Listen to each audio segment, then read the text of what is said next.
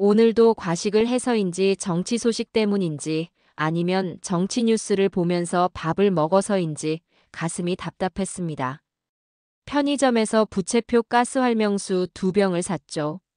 한 병은 마시고 한 병은 비상용으로 챙깁니다. 돌아보니 이 가스활명수를 마신 세월도 참 길군요. 어린 시절 위가 약했던 저를 지금까지 건강하게 지켜준 것도 이 국민 소화제 덕분이 아닐까 싶습니다. 그런데 여러분, 이 작은 가스활명수가 지금까지 얼마나 팔렸는지 아십니까? 무려 90억 병입니다. 전 세계 인구가 78억 명인데 지구상의 모든 사람이 한 병씩 마시고도 남는 어마어마한 숫자죠. 동화약품의 2024년 매출만 해도 4,649억 원. 1897년 창업 이래 무려 128년째 이어져 오는 대한민국 최장수 기업입니다. 그런데 여러분, 이 가스활명수가 단순한 소화제가 아니었다는 사실 아십니까? 일제강점기 활명수 판매 수익은 임시정부 독립자금으로 흘러들어갔습니다. 동화약품 초대 사장 민강 선생은 상해 임시정부의 비밀기관인 서울연통부의 행정 책임자였습니다. 동화약방 사무실 자체가 독립운동의 비밀 거점이었던 거죠. 그런데 동화약품만 그런 게 아니었습니다. 부산에는 백산상회라는 또 다른 민족 기업이 있었어요. 백산 안희재 선생이 고향 논밭 2천 마지기를 팔아서 만든 회사였는데 겉으로는 곡물이나 해산물을 파는 무역회사였지만 실제로는 대한민국 임시정부 운영 자금의 60%를 조달하는 독립운동의 핵심 자금줄이었습니다. 백산상회는 전국에 18개 지점, 중국에 3개 연락사무소를 설치해서 독립운동 자금을 전달했어요. 장부상 거래 형식으로 위장해서 일본 경찰의 눈을 피했던 거죠. 정말 치밀하고 대단하지 않습니까? 당시 활명수 한 병 가격이 50전이었는데 이는 설렁탕 2그릇에 막걸리 한 마를 살 수 있는 비싼 가격이었습니다. 독립운동가들은 중국에 건너갈 때 돈 대신 활명수를 휴대했다가 현지에서 비싸게 팔아 활동자금을 마련했다고 전해집니다. 민강 선생은 독립운동 중 일본 경찰에 체포되어 고문 후유증으로 1931년 48세의 나이에 순국하셨습니다. 백범 김구 선생이 광복 후 경교장에서 독립자금 장부를 확인했을 때 백산상회가 보낸 돈이 단 한 푼도 빠짐없이 그대로 전달되어 있었다고 합니다. 소화제가 곧 무기였던 셈입니다. 놀랍게도 동화약품은 3명의 독립운동가를 배출한 기업입니다. 초대 민강 사장, 5대 윤창식 사장, 그리고 7대 윤광열 명예회장까지 모두 조국을 위해 헌신했죠.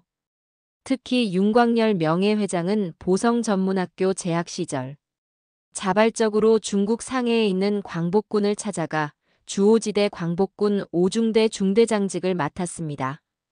그런데 이런 민족기업이 동화약품만 있었던 게 아닙니다.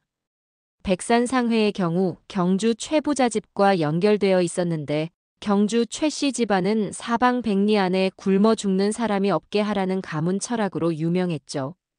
이들이 백산상회에 투자한 이유도 단순한 수익이 아니라 나라를 구하기 위해서였습니다.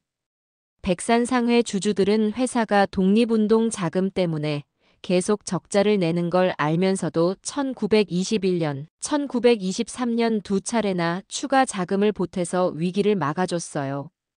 이게 바로 진정한 노블레스 오블리주 아닙니까? 오늘날 가스활명수는 액제 소화제 시장에서 70% 이상의 압도적인 점유율을 유지하고 있습니다.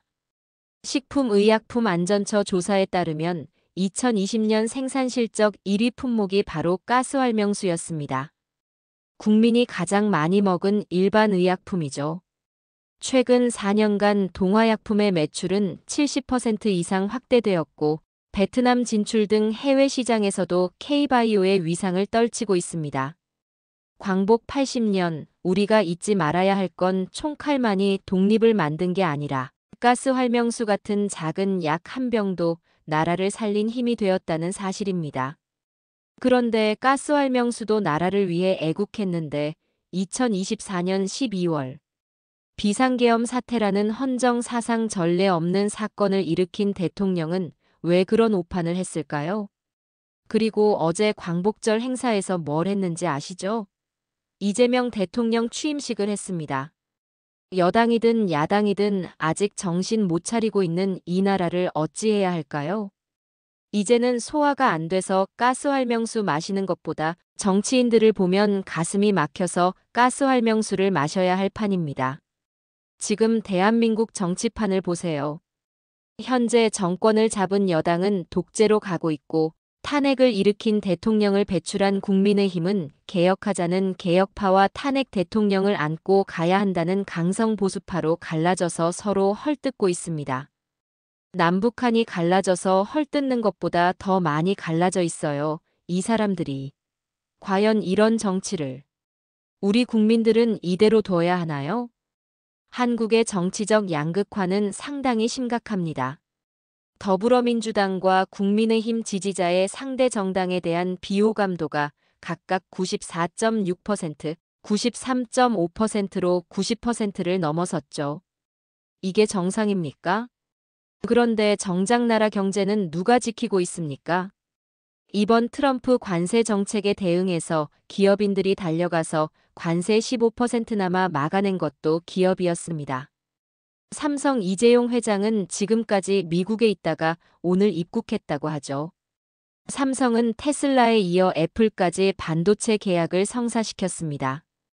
1897년 민병호 선생이 활명수를 만들 때는 백성의 생명을 구하겠다는 순수한 마음이었습니다. 일제강점기 민강 사장은 목숨을 걸고 나라를 구했죠. 그런데 지금 정치인들은 무엇을 구하고 있습니까? 자신들의 기득권만 구하고 있는 건 아닙니까? 128년 전에는 소화제 하나 만드는 것도 나라를 생각했는데 지금은 나라를 다스리는 사람들이 나라를 망치고 있으니 이게 말이 됩니까? 정치인들이 서로 싸우는 동안 동화약품은 묵묵히 128년간 국민 건강을 지켜왔습니다. 정치는 바뀌어도 진짜 가치는 변하지 않는다는 걸 보여주는 거죠. 활명수 브랜드의 최근 5년간 매출은 2018년 578억 원에서 2022년 758억 원까지 매년 성장세를 기록하고 있습니다. 이게 바로 진정한 국뽕이 아닐까요? 여러분 생각해 보세요. 정치인들은 5년마다 바뀝니다.